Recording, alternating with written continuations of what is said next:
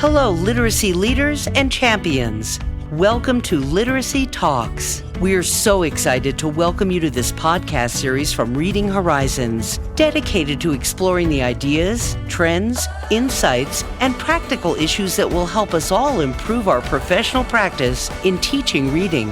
Our series host is Stacy Hurst, professor at Southern Utah University and chief academic officer at Reading Horizons, where reading momentum begins. Joining Stacy are Donnell Pons, a recognized expert in literacy and special education, and Lindsay Kemeny, a Utah-based elementary classroom teacher. Today's topic is books, the books that have and continue to have an impact on our host's approach to teaching reading. Let's get started. Welcome to another episode of Literacy Talks. I'm Stacy Hurst, and I'm here with Donnell Pons and Lindsay Kemeny, where we talk a lot about literacy. So we're happy to have you along for the conversation.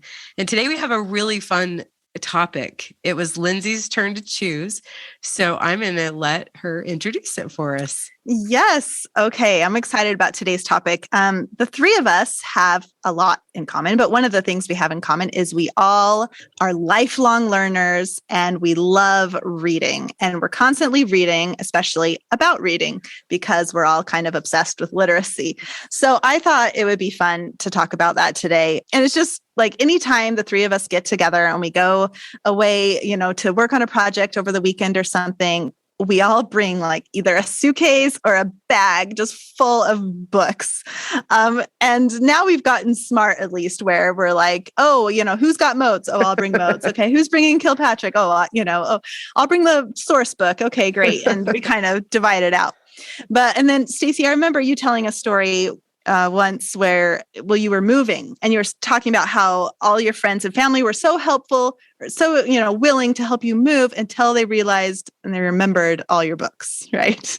Yeah. Then they were not so excited about it. Yes. Anyways, we have just different things about books we're going to talk about today. And so my first question is, what is your favorite book on literacy and why is it your favorite book? You can share a quote if you want, or you don't have to, but let's each share one of our favorite books. And so Donnell, let's start with you. Okay, great. Lindsay. Okay, this was tough. This was really, really tough.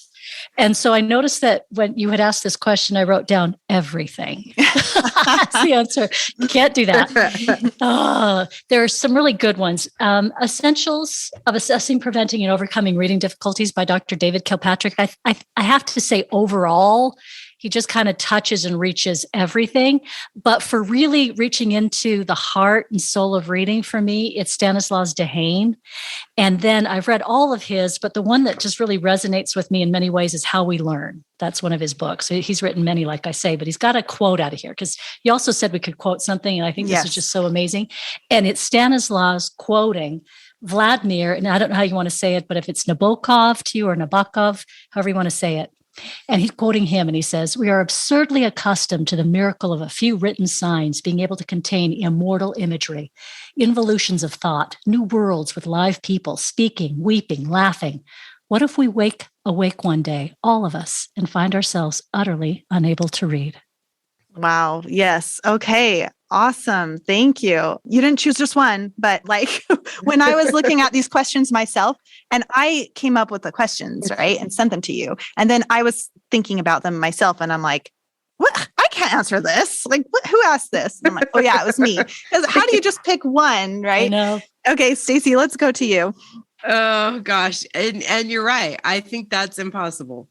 So the short answer would be I don't have just one.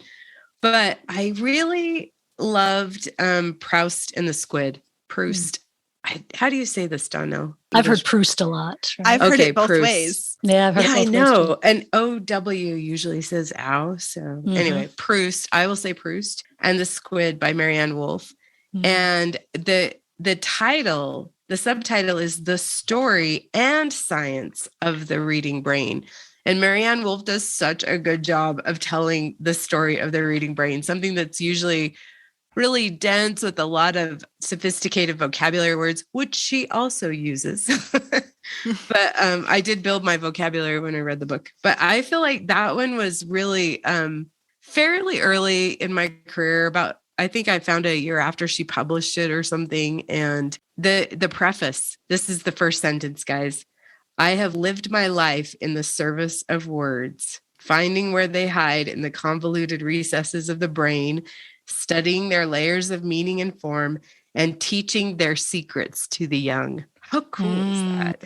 Oh, she's amazing. I also love listening to her present because she's really animated and engaging poetic to listen almost, to. Right? Okay, well, my favorite isn't specifically on literacy, but there's a lot of literacy in it. I guess it's talking about different areas, but Explicit Instruction by Dr. Anita Archer, who's like my teacher hero. And it talks a lot about designing lessons and organizing your instruction and eliciting responses. And I love her. She says, I do something, you do something. I do something, you do something. And I just love that. And so I just apply so many of those principles in my teaching. And I feel like, I don't know, I just love Anita Archer. Every time I watch her or when I read this book and look at it again, I just learn something new.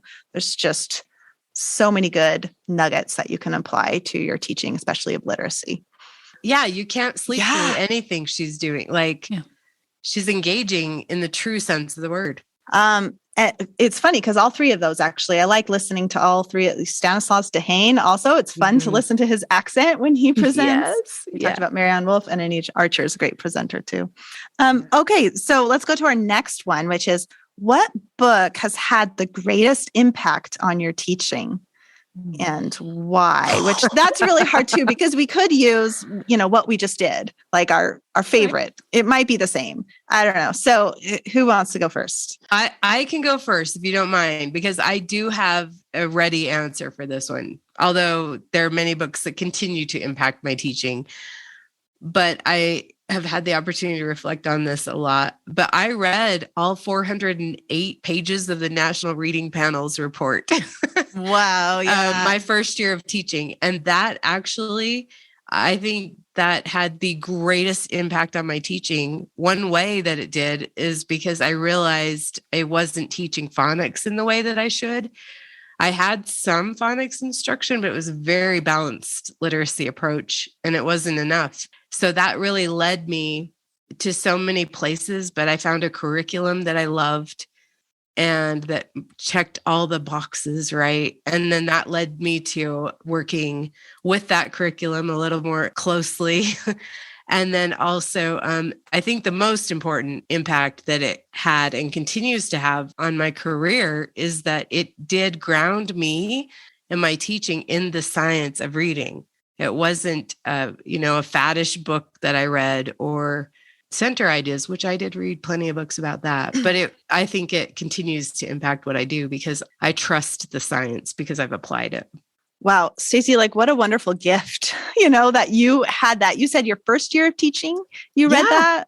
That's amazing. So you just had this solid base, this knowledge base, and what a gift for you and your students, I mean, I went down a different path, right? Where I didn't learn about this until much more recently. So my early years of teaching were all grounded in things that were not aligned with the science.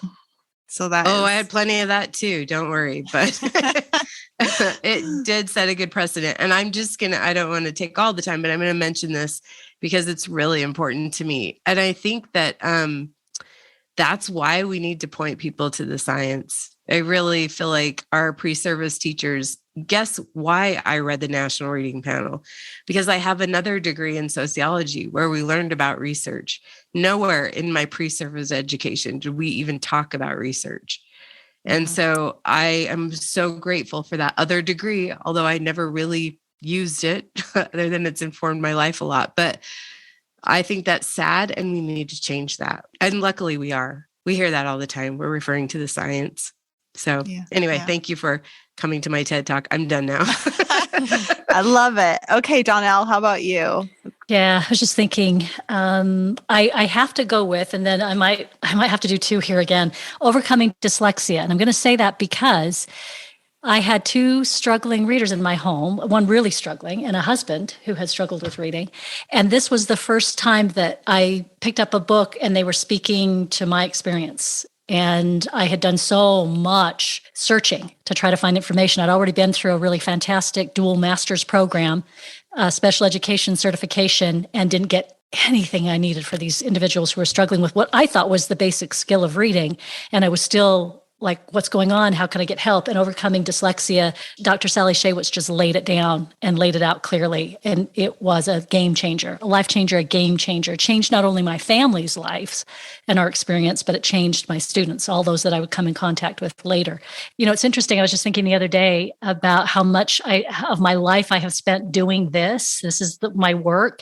And, you know, I think it's like a soliloquy of the life's work about helping people come to reading. And I think Shaywitz, for me, that just kind of summed up the whole thing, overcoming dyslexia. Well, Donnell, we have another thing in common because guess what? I chose the same one. I have it here, Overcoming Dyslexia, Sally Shaywitz, because that is it's kind of the first book I read that led me on my journey. Of course, it was my son that was diagnosed with dyslexia. And this is one of the first books I picked up that really started, I started to learn. What do dyslexics need to learn to read? And that leads me to what everyone needs to learn to read. So, and then the next book I read after this, or one of the ones, was The Multisensory Teaching of Basic Language Skills. Have you guys read that? So that is like a huge textbook. It was like $80. Mm-hmm. And that, similar to Stacy, how you were saying the National Reading Panel just gave you this, all this knowledge that took me, with my teaching, just really how to do everything piece by piece and kind of the knowledge and the research with each, component of reading. So those two are the greatest impact for me.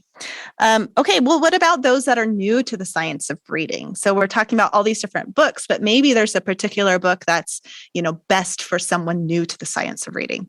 So what do you have? Suggestions for that? So my students are all new to the science of reading, my college students. And I use the core teaching reading source book.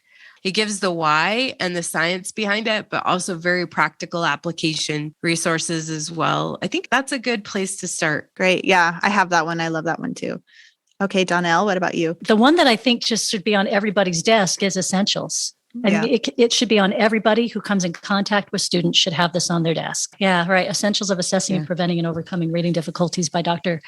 David Kilpatrick. For me, he just sums up so much. If somebody has a question for me and immediately I want to get that precise answer for them, I can just thumb through the page and I've got it. Right.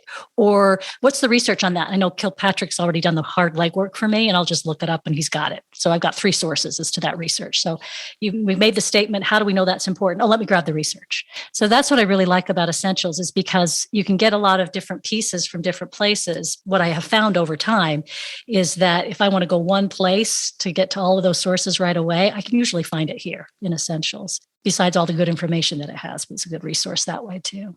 And I would agree with that. It's a good beginning-ish one because what he does so well. You can tell he has a background in cognitive psychology because he's always revisiting. I felt like there was the cumulative review throughout that book, and I knew more after reading it. I didn't feel like I had to go back and revisit it as much, although it's useful for that too.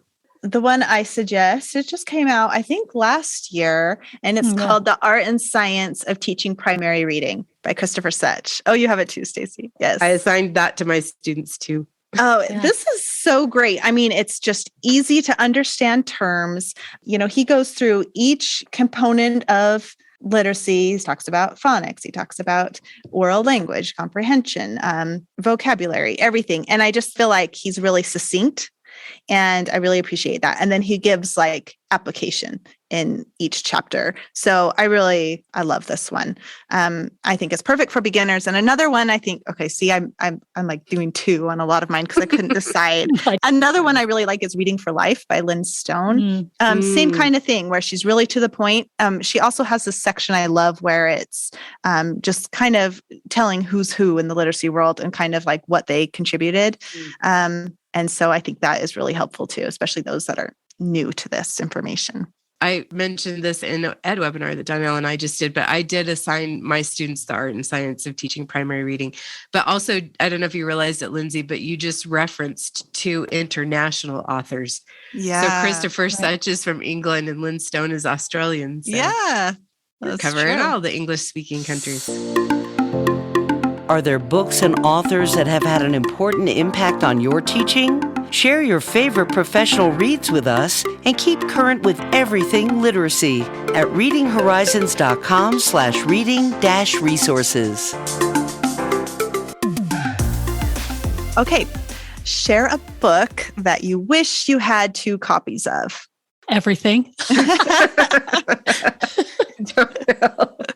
I confess to having multiple copies of a lot of these already. I don't wish I did. I already do. You already do. I do too. And then I get the updated, I have 2 speech to print, multisensory. Every time there's a new edition, overcoming dyslexia. Oh, because you get the new edition. Yeah, get the new ones too. Yeah. And you give them away. I give them away too. Yeah. To educators, I've done that. Yeah. Oh, good for you. I wouldn't dare give mine away. I know, right? I want them. I do. I guess if I had an extra copy, but yeah that's true. I have multiple editions of the teaching reading source book. Oh, wow. And I do give that away frequently, but I got that one for free because someone at my school was going to throw it away. Oh, and and she was going through all the books in her office and getting rid of them. And I'm like, can I just take a look at these books? And then I just saw Teaching Source Book, and I saw a few others like Road to the Code and a few others. I'm like, okay, I'll just hoard books, Anyway, okay. Is there a book that you struggled to get through, and what was it?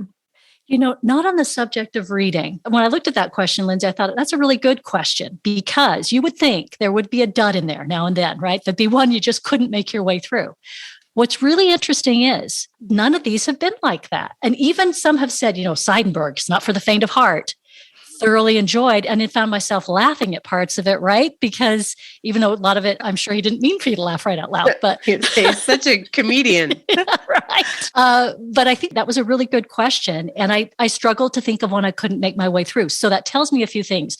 One is that when folks get down to writing a book about this, they know their subject. That's one, right? And I also appreciate the fact that we have a lot of so-called specialists, I would say. So a lot of them kind of focus in on an area of focus. And so you're not really overlapping a lot, which is also interesting. Even though we're all talking about the same subject, a lot of these books, you're getting something different from all of them, which I found fascinating. What do you think, Stacey, too? You know what? I had this, when you started talking, I was like, that was exactly my thought process. I actually can't name a book about reading that I struggled to get through. Yeah. And I think that also speaks to the interest of the reader too. True. Because we've read some pretty dense stuff when we're talking about neuropsychology and the way the brain is wired. There are words I've never seen in print before. But when you have that interest, like you're into it. But I did think of a book that wasn't related to reading that I couldn't read. I could not do it. And I'm going to mention it. We can cut this out if we want to, but it was Out of Africa. I loved the movie. And the book, you guys, is literally like maybe 150 pages. I could not read it. It was nothing like the movie. I'm just saying, I do not recommend that book.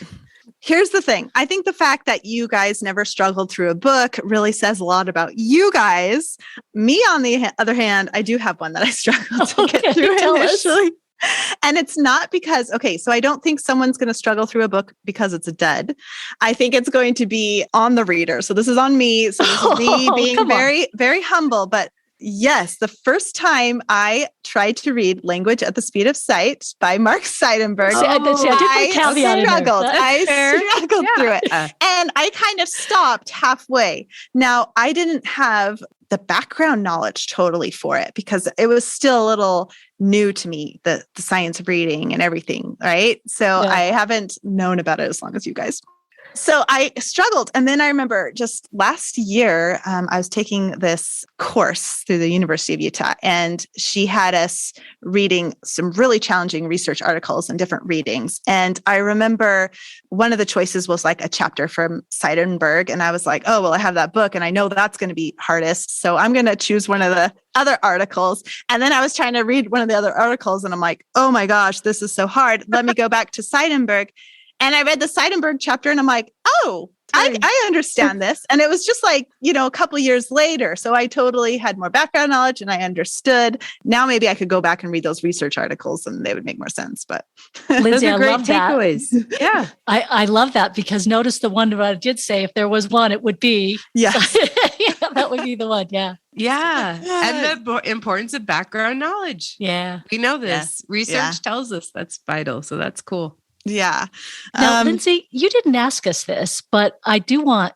Is there a book that you've read that you're not hearing a lot of people talking about that you think was really good? And I do have one of those. I don't know if anybody else has got one, so I'll give you a chance to kind of think, because I was hoping you would ask me that, because there's one that I was hoping would get more traction, and I rarely hear anybody talk about it. And I've never heard anybody quoting from it. And it was really good. And it's on the forefront of thought for right now. Oh, I'm so curious now. You totally, I know, you have us on the edge of our seats. You have to tell us. I know. Yeah. What is it? So it's Reader Come Home. Yes, I have by Marianne Wolf. And I'm surprised more people haven't talked about it, because she really got the conversation rolling on digital print. And I haven't heard a lot of people pick up the ball and run with it, right? Really? That's a good point. It's true. And Donnell, I hear you quote from this all the time, or you bring it up with people. So yeah. So I thought it was good, And what's interesting is at the very beginning of it, she's so poetic. She sounds like she's reading poetry every time she reads her own words. But she starts it by saying, "You stand at the doorway of my words. Together, we stand at the threshold of galactic changes over the next few generations." I mean, who doesn't want to read more about that? The Star Wars theme. Exactly. Galactic changes. And then really That's do a really good job of diving into some of this as yet not really studied deeply area of, so what happens when we become digital readers, and just digital is the way we're getting things, and the information age. She also dives into the information age. But interesting, I haven't really seen a lot of people talking about it, right? Yeah. And it's a little bit ironic, because the fact that we have technology like that has informed what we know about reading in the brain more than we've ever been able to inform before. Yet it also is affecting the brain. We could probably do a whole episode on that. I know we could. Yeah. And in fact, so I revisited this in lieu of this conversation, Lindsay, because I was thinking, Lindsay's going to be asking us about these. And this is one I dusted it, blew the dust off, and thought, I will look at this again. And then it informed an experience I had with a student when I was sitting just with a student this week.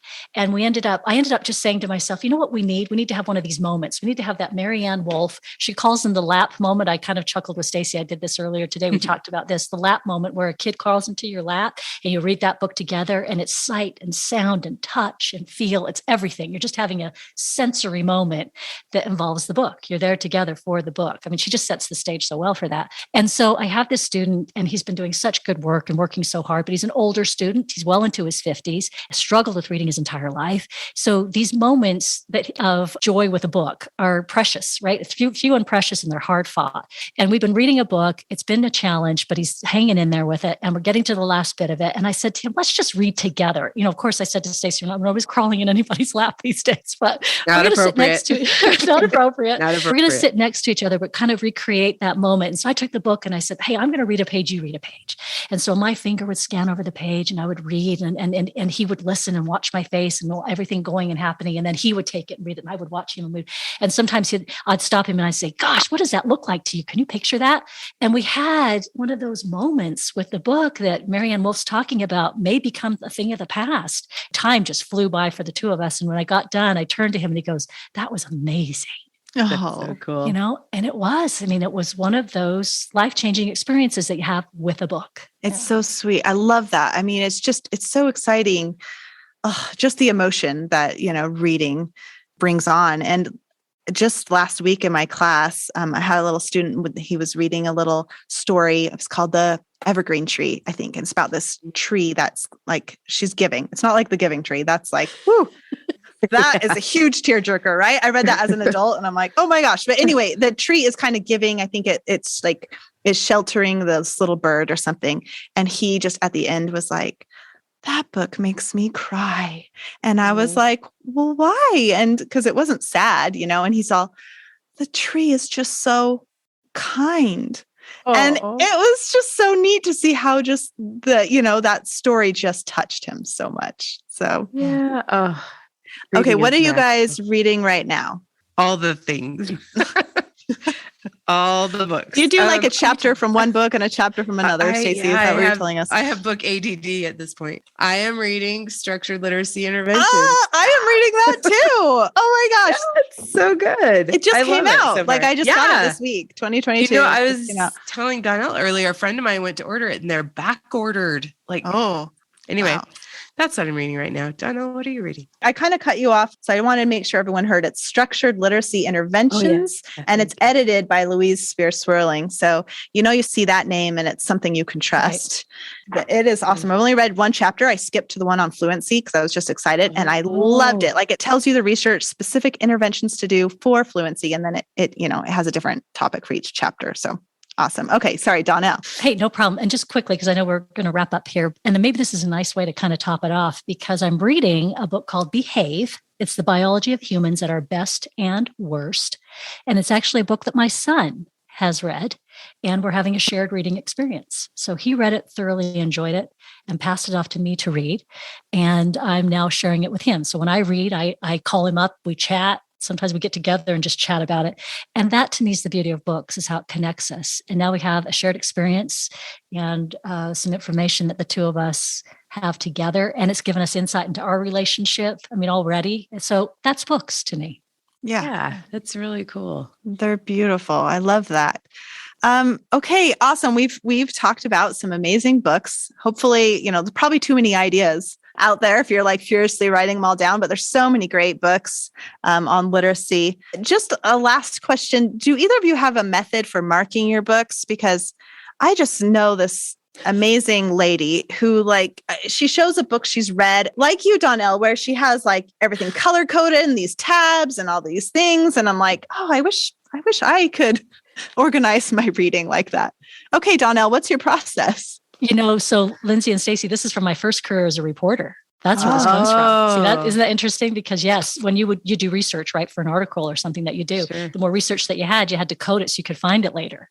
So that's how I read. So what's your code? What's your color code there? Well, it depends on what I'm reading. Yeah. So it depends on what I'm reading and what I'm coding it for.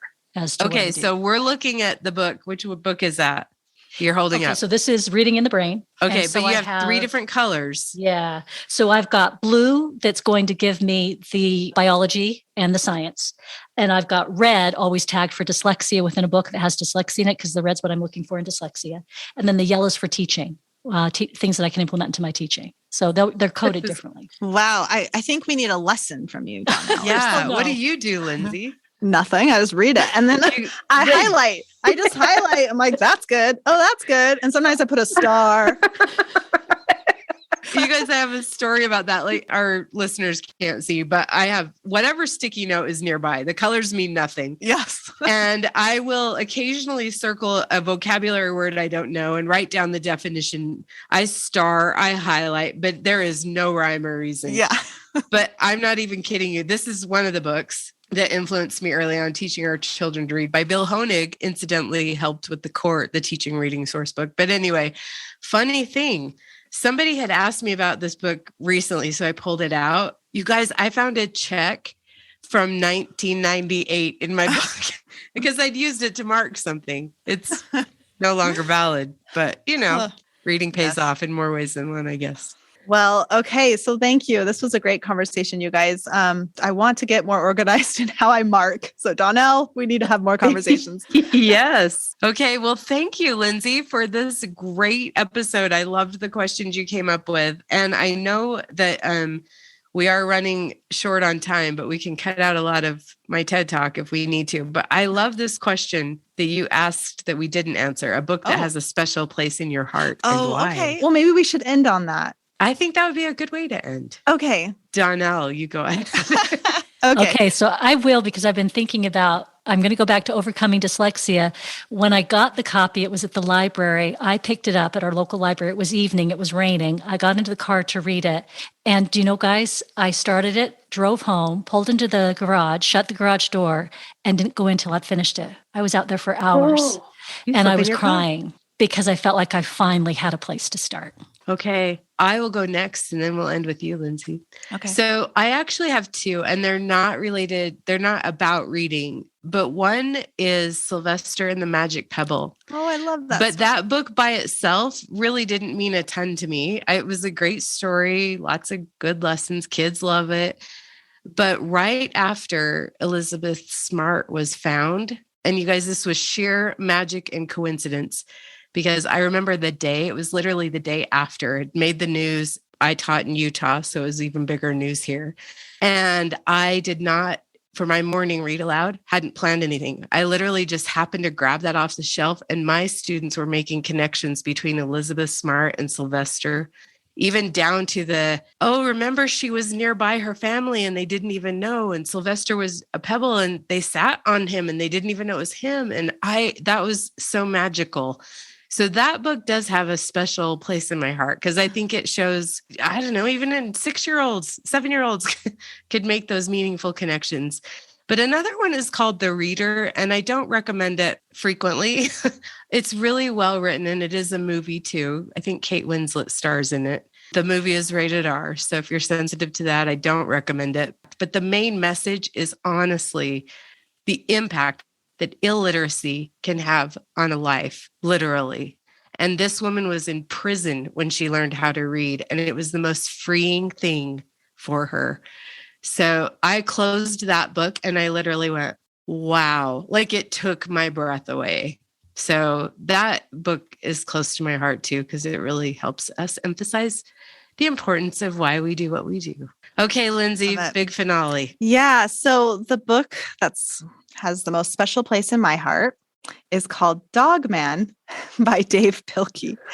And you're probably like, what? But there's a reason for that. That is the first book that my son with severe dyslexia picked up and read on his own. And it was like a gateway book because that led him into reading himself. And it was just, I can't even tell you. In fact, I took a picture because I just remember looking over and doing this double take because there he sat reading with a book in his free time. And I just cried. Because it was such an amazing moment. So I'll always be grateful for that book because that's what led my son into books and reading. Thank you, Lindsay. That was an awesome way to end. I think that is really powerful. And what a fun conversation. I think we've proven a lot of things in the course of this episode. One, that we could talk about books forever. I always love talking about books. So we should probably do another of these episodes and maybe invite some other people to join us too. So thank you for joining us in this episode, and we'll see you next time on Literacy Talks. Thanks for joining us today for Literacy Talks, the podcast series for literacy leaders and champions everywhere. Literacy Talks comes to you from Reading Horizons, where reading momentum begins. Join us next time.